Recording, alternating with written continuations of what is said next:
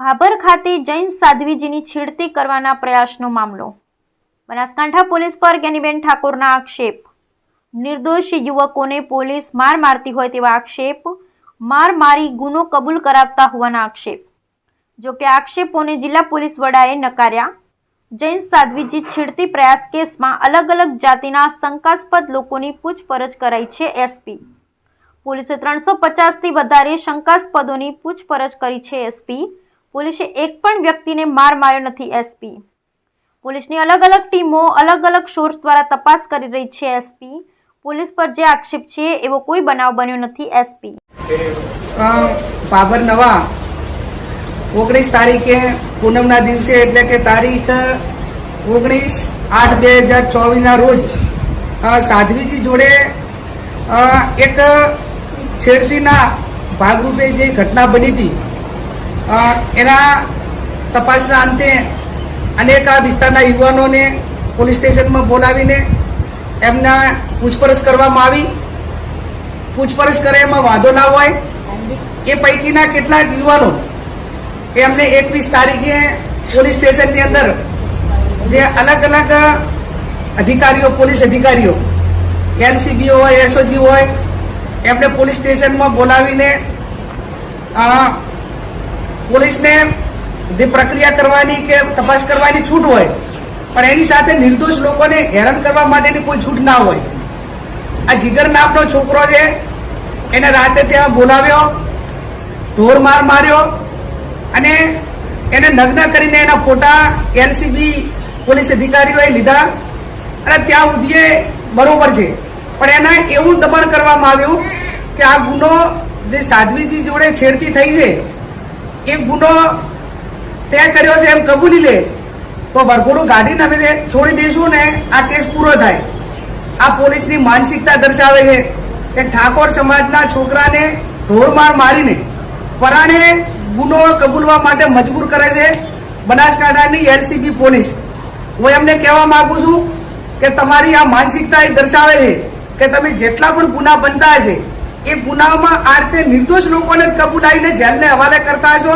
Original ગુનેગારોને એ તમારી સાથે ભળેલા હોય કે અન્ય રીતે હોય એને તમે ગોતવા માટેના પ્રયત્નો નહીં કરતા હોય. ત્યારે આ જીગરનો પરિવાર એ જગદીશભાઈનો પરિવાર આખો ભયભીત હતો.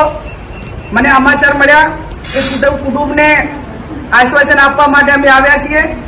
હું પોલીસના ઉગ્ર અધિકારીઓને આગ્રહ બની વિનંતી કરું છું ને અપેક્ષા રાખું છું કે એક ધર્મ ઉપર એટેક થાય ત્યારે જ્યારે આ ઘટના બની ત્યારે હું મહારાજ સાહેબોને મળી હતી. પોલીસ સ્ટેશન એસપી આવ્યા હતા ત્યાં ગઈ હતી. એમને ગામની આખી સભા રાખી તો એમાં પણ મેં કીધું હતું કે સાચો ગુનેગાર હકવો મારો ભાઈ હોય તો એને છોડવાનો નથી અને કાયદો કાયદાનું કામ કરે. અમે જૈન સમાજ સાથે છીએ પણ એનો મતલબ એવો નથી કે તમે નિર્દોષ રીતે ઠાકોર સમાજના છોકરાનું નામ આપી દો અને એને કબૂલવા માટે મજબૂર કરો અને પછી મુદ્દા બનાવો. ત્યારે આવા અધિકારીઓને જે સાધ્વીજીની સાથે જે ઘટના બની એના ગુનેગારોને પકડવાને બદલે ઓરિજિનલ ગુનેગારોને પકડવાને બદલે આવા નિર્દોષ લોકોને ખોટી રીતે હેરાન કરી રહ્યા છે અને એમને આજીવન અને એક આખા સમાજને બદનામ કરવા માટેનું કામ કરી રહ્યા છે. તો એ બે અધિકારીએ કીધું છે આ 8/2024 રોજ ભાભર મુકામે જે જૈન સાધ્વીજી મહારાજ સાથે જે છેડતીની ઘટના થઈ છે તેને લઈ અને પોલીસ દ્વારા જે છે અલગ અલગ ટીમોની રચના થયેલી છે અને ત્યારબાદ જે છે તેમાં એફઆઈઆર પણ નોંધવામાં આવેલી છે. હું આપશ્રીને જણાવી દઉં કે અમારા બોર્ડર રેન્જ આઈજી સાહેબે આ બાબતે એક એસઆઈટીની બી ઘટના કરેલી છે અને એસઆઈટી બી હાલમાં તપાસ કરી રહી છે.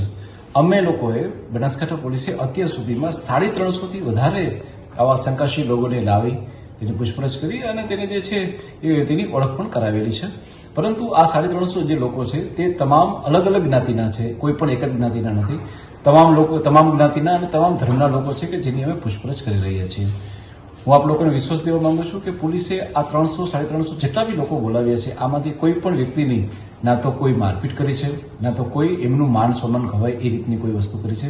અમે અમારા ટેકનિકલ ઇનપુટથી, ટેકનિકલ સોર્સથી અને હ્યુમન ઇન્ટેલિજન્સના સોર્સથી અમે જે છે તપાસ કરી રહ્યા છીએ. આજ દિન સુધી કોઈ પણ સમાજને ટાર્ગેટ કરો એ બનાસકાંઠા પોલીસનું કોઈ દિવસ એવું રહ્યું નથી. જેથી કરીને આ જે આક્ષેપો છે જેમાં કોઈ એક સમાજને ટાર્ગેટ કરવામાં આવે છે કે પોલીસ દ્વારા કોઈની મારપીટ કરવામાં આવે છે તેવો એક પણ બનાવ અત્યાર સુધી અમારા ધ્યાન ઉપર આવેલો નથી. અને છતાં બી જો કોઈ વ્યક્તિ કહે છે કે આવું ઘટના થયેલી છે તો અમે બિલકુલ એની મેડિકલ જાંચ કરાવીશું અને જાંચમાં આવશે તો અમે સખત પગલાં બી લઈશું. પરંતુ હું આપણે વિશ્વાસ અપાવું છું કે બનાસકાંઠા પોલીસનું જે ઇન્વેસ્ટિગેશન છે એ અલગ હોય છે. અમે કોઈની સાથે મારપીટ કરી ઇન્વેસ્ટિગેશન કરતા નથી અને આટલા બધા લોકોના ઇન્વેસ્ટિગેશન કર્યા છે એમાં એક પણ વ્યક્તિ તરફથી અમને આજ દિન સુધી કોઈ પણ એવો અમારી ઉપર આક્ષેપ થયેલો નથી. જય હિન્દ.